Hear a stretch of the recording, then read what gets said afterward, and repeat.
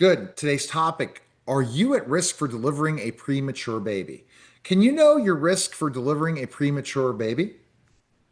Many, many years we've been able to do this by questioning and listening to moms, but there's a blood test now, and this is relatively new, just been approved in the last month.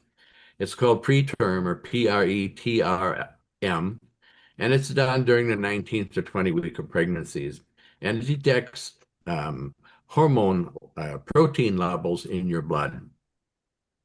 Can premature birth happen to women who have no obvious risk factors or to women who are first-time moms?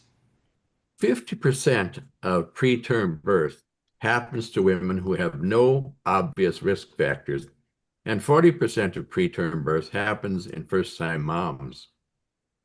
Are there other ways to determine risk for premature birth? There is something called a fetal fibronectin, and fibronectin is the glue that holds the amnion to the uterus. This is a much older test. It's been around for many years, and it's done anytime between 22 and 34 weeks. After 34 weeks, it'll probably be found normally in the vagina. How does the preterm blood test analyze and detect the risk of preterm birth? Looks for two proteins in mom's blood, sex hormone binding globulin and insulin-like growth factor binding protein 4. And that's the thing that makes babies grow. Will all women who have an elevated pre-TRM blood level or fibronectin in the vaginal fluid have preterm babies?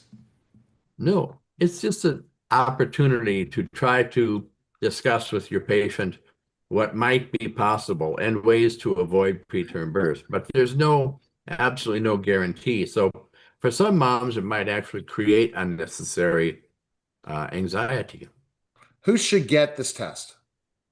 This is for um, asymptomatic singleton pregnancies. What percent of babies are born prematurely in the United States? 10%. And well, many of them don't have complications. Some of them do, and these complications can last a lifetime. What actions can be taken to reduce the impact of preterm birth? More frequent visits to the doctor, prevention clinic visits, ultrasound measuring cervical length, progesterone injections, low-dose aspirin, corticosteroids, cervical cerclage, antibiotics, and tocolytics. Those are things that stop labor.